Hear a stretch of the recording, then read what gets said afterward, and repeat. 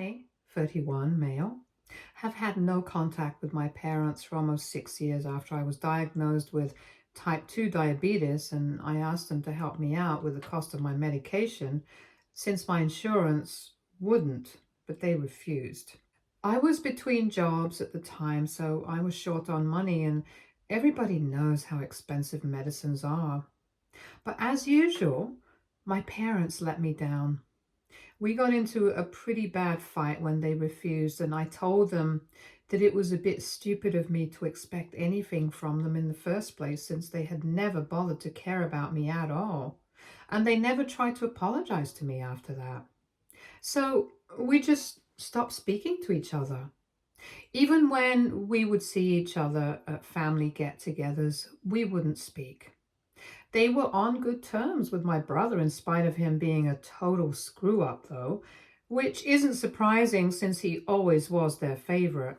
My older brother, Carson, 39, male, is a high functioning alcoholic and has unfortunately been that way for the past 8 years.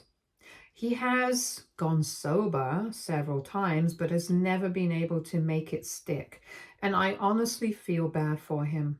Because a couple of months back, he lost his wife in an accident as well and was left with two kids, both boys under 10, to take care of. I knew his wife. She was a wonderful, sweet person, and I think she was the only thing keeping him from becoming a full-fledged raging alcoholic who couldn't be bothered to do anything else but drink himself to unconsciousness every day. The grieving just made it worse, and he was fired from his job shortly after his wife passed away because he hadn't even bothered to show up or explain his absence. Every single day, he would drop his kids off at his in-laws' house or our parents' house, and then spend the rest of the day drinking at home. He would only sober up enough to drive to pick his children up, bring them back home, and then put them to bed, and the next day he would repeat the same thing. And about a week ago, he had dropped his kids off at our parents' place and said that he would be back to pick them up at the end of the day as usual. But a couple of hours after that, he just sent them an email saying that he wouldn't be returning because he knew that he was not a good father to his children and didn't want them to grow up with him. So he was leaving them with my parents because he knew that they could care for them better and wished them luck. He had also blocked our parents and his in-laws after that, so they couldn't reach out to him either, and nobody had any idea where he was. After a couple of days of trying to find out where he was, they gave up, and my parents decided to contact me and tell me all about this so they could ask me to help them out financially. Both my parents are retired now, and they do have a retirement fund set aside for them. But if they start taking care of the kids, they are going to need more money, and they are not sure if they will be able to support themselves and the kids with just the money that they have. Carson's in-laws have already surrendered and have said that they will not be able to take on this responsibility. So I'm the only person that they can count on because I'm family and they were relying on me. Now, I haven't really had any contact with Carson over the past couple of years. We were not on bad terms, but we were never really close. I guess it might be because of the age gap, but we were just never very brotherly to each other. So I liked my nephews, but I thought it was unfair of them to ask me for help, especially when I knew that they had the resources and the means to raise the kids on their own. My parents had been pretty well off when they were working, so I found it hard to believe that they wouldn't be able to raise two kids on their own without my financial help. And I told them that as much as I wanted the kids to have a bright future, I could not keep my own aside and prioritize them so I wouldn't be helping them out with the money. Instead of respecting that, my parents started arguing with me and said that as a member of the family, I should realize that we are in this together and that I need to help them. I found that pretty laughable because I still remember what they had said to me when I had asked them to help with my medical expenses 6 years ago. And I repeated the same words to them. Don't rely on us just because we are your family. You need to figure out some things on your own. That's what they had said to me when I had told them that I needed them to help me out for a couple of months with the cost of the medication since it was necessary and expensive. But everything else I would manage on my own. And it wasn't even a lot of money. I was eventually able to do it on my own after cutting a lot of corners, which I wouldn't have had to do if they had just helped me out. But what they were asking for here was a lot of money every year, and I had a future to think about as well. As a matter of fact, I do plan on having kids of my own in a year or two since my wife, 30 female, and I have also been married for 2 years now. So it's not practical for me to commit to contributing to helping them out, and I made that very clear to them. Besides, we have not been in touch for the past 6 years. What were they even expecting? Anyway, they got really pissed off when I repeated their own words back to them. They said that I was being a jerk and that they couldn't believe that I was just turning my back on them like this just because of something that had happened 6 years ago. Then they started emotionally manipulating me and asked me if I was in their place, would I have said the same thing? So I told them that if I was in their place, I would have called CPS and let them handle it because this was getting too much for me. Then I hung up, but my parents told everybody about the CPS comment that I had made and how I had refused to help him. And now the rest of the family is texting me to let me know that I'm being really heartless right now. I don't understand what to do. AITA for telling my parents that I will not be helping them out with money to raise my deadbeat alcoholic brother's kids. Edit. So I guess I wasn't exactly clear with how my relationship with my brother and his family was. First things first. I actually know his wife from before they got married because we went to the same college together and it was a happy little coincidence. Secondly, I had never tried to go no contact with my brother. But I guess it just happened because after I cut my parents out of my life, even he stopped speaking to me and he congratulated me on my wedding a couple of years back. But that was it. So I guess he had also started distancing himself from me after my fallout with my parents, and I guess I resented him a bit for that. And yes, even though I had remained in no contact with my parents, I had never blocked them. I don't really have a reason for it. I guess I just forgot or never really found it necessary because the last time that we fought 6 years back, I had believed that they would eventually reach out to me to apologize, or at least try to talk to me, and that's why I had kept that door open. But when they didn't, I decided to just forget about it, so I never blocked them. And most importantly, I did not tell my parents to report this situation to CPS because I don't care for the well-being of my nephews, but because I don't think that having an alcoholic as a father was helping them in any way. If my parents were really finding it difficult to deal with them, then what other option did they have anyway? I didn't mean to make it sound like I was being heartless, so that might have been misconstrued and taken out of context. But I just wanted to put an end to that conversation. However, ultimately, it is their choice of what they want to do. That's that out of the way, so I hope this gives you guys some more context about my relationship with my family. Update 1. Hello, everybody. Thanks to everyone who commented on the original post. I feel much better and more confident about my decision after going through the comment section. I finally blocked my parents after 6 years since I realized that there was nothing good that was going to come out of this. I also blocked all my relatives who had texted me to let me know that I was wrong for what I was doing and that I was emotionless and heartless. These are the same people who saw me being treated badly all my life and never stepped up for me. But now, just because I refused to help my parents out when they need it, I'm the bad guy. Yeah, right. My parents have always been closed off and aloof with me, and even when I was younger, I could see how differently I was treated from my brother. They did not even bother to put up an act when we were around the rest of our family. So it was not a big secret that my parents had a favorite, and it was not me.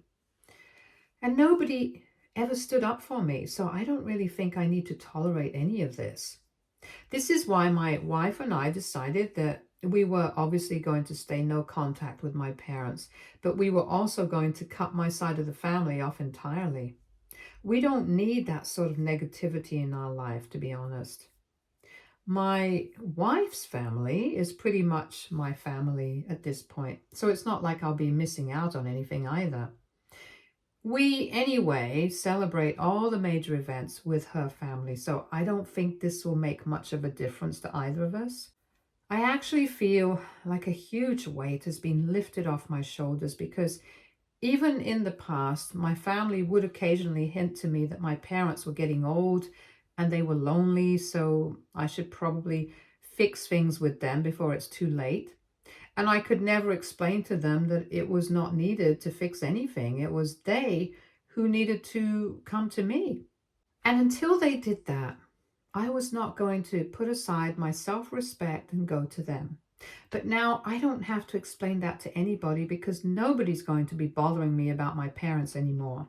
Update 2. Hello, 2 weeks have passed since my last update and my parents paid me a visit today. I had blocked them so they couldn't reach me otherwise, and so they had to come and see me in person, or at least that's what they said to me when they saw me outside in the front yard. It was my bad luck that I was out there in the first place, since I thought that today would be a good day to prune some of the hedges. So I was outside in the morning, and then my parents pulled up in a cab, and when they got out, I tried to rush inside the house. But they had already spotted me and told me that I needed to wait. For some reason, I decided to wait so they could come and we could speak. Probably because I didn't want to look like a cowardly fool, rushing inside the house to avoid interacting with them. Once they were there, I told them that I had not changed my mind and that if that's what they were here to talk to me about, they could just leave because it would be a waste of my time as well as theirs. But they told me that they were not here to discuss the kids and the financial help that they needed from me. They were apparently here to talk to me about our relationship as parent and child. I found that very confusing because 6 years had passed and we had not spoken to each other properly. So I didn't think it was necessary for us to discuss things now. But I still let them speak because I wanted to see where they were going with this.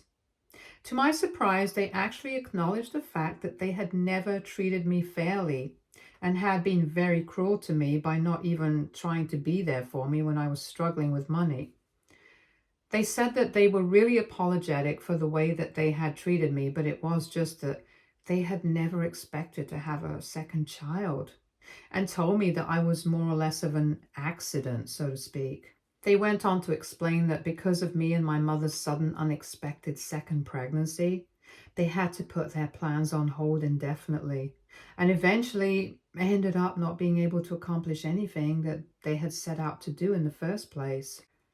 Apparently, their plan in the long run had been to settle into a more traditional lifestyle where my father would be working, my mother would become a stay-at-home mom. My dad planned on quitting his job and starting his own business, and my mother wanted to stay at home and take care of my brother. But when my mom got pregnant for a second time, they did the math and realized that it would be impossible to sustain this kind of lifestyle on just one income. And if my dad tried to quit his job at that time, it would be even more troublesome for our family. New businesses take time to break even, and he couldn't take that sort of financial risk. And even though they were not happy about it, they still decided to have me and put their plans on hold. But with time, they just started finding more and more excuses not to do what they had initially set out to, and they didn't even realize it. But at some point, they had started subconsciously resenting me for it, and that's why they had always acted like that with me.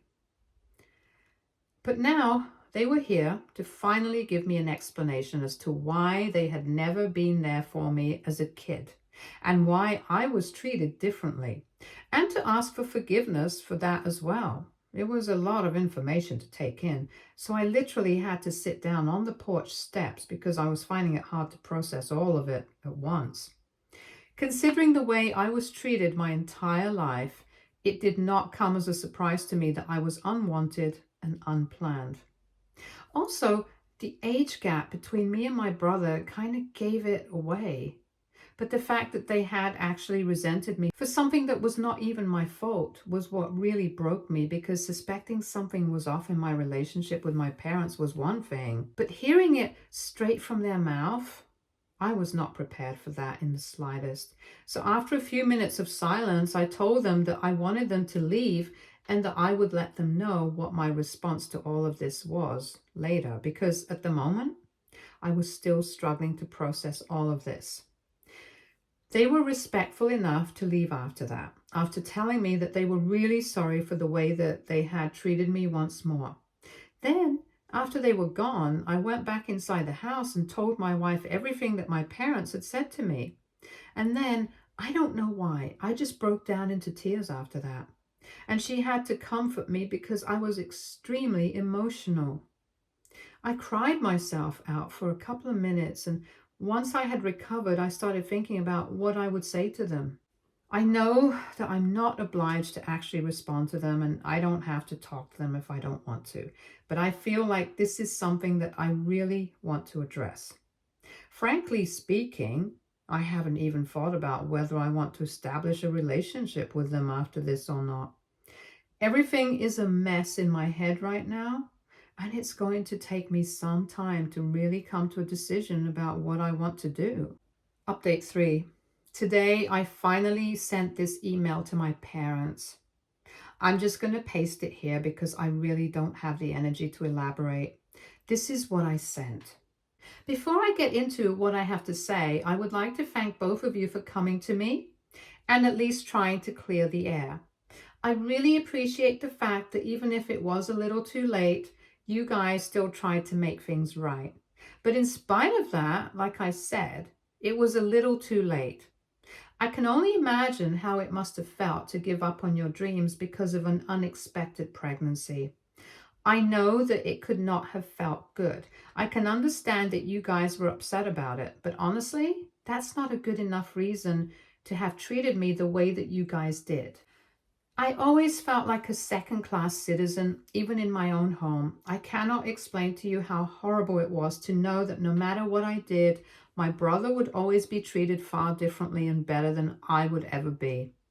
I started realizing that nothing that I ever did would matter in the end because my own parents were never going to be impressed with me or even care about what I was up to. I don't think you guys understand how horrible that felt. And I really can't even explain it because unless somebody was in my position, they wouldn't have any idea.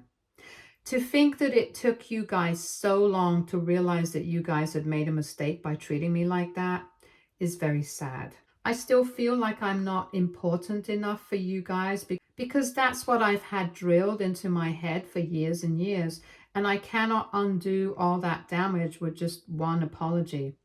I need my space and I need time to process this, and I can't even tell you that I might be ready to reconcile with you people after a while. The truth is, I just don't know. I don't understand why it has taken so much for you two to realize something simple and basic. You can't treat kids badly their entire life and expect them to still be there for you when you're older and need them. So I'm really sorry to say this. I really do value the apology and explanation for your behavior, but I think I'm going to stick to my decision to remain no contact with you guys. Maybe I will feel differently someday, and then I might come to you guys myself to reconcile and make things right between us. But for now, this is the conclusion that I have come to, and I really hope that you guys will respect this and not reach out to me again until I'm ready. Thank you so much. Update 4.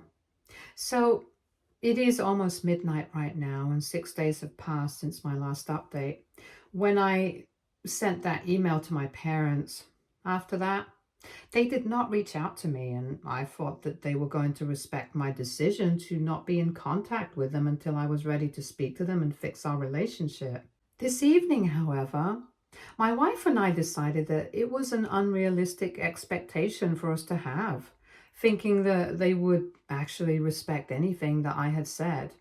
Both of us had just come back home from work and were freshening up when the doorbell started ringing incessantly. When I went to check who it was, I realized that my parents were standing outside and both of them looked very annoyed. So I opened the door and I told them that I was not ready to talk to them yet, and I think I made it sufficiently clear in the email itself.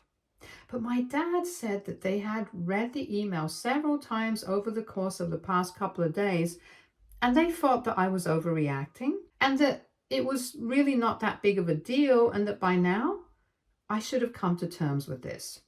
They said that they had apologized to me in the hopes that maybe I would soften up towards them and try to understand their struggles as well.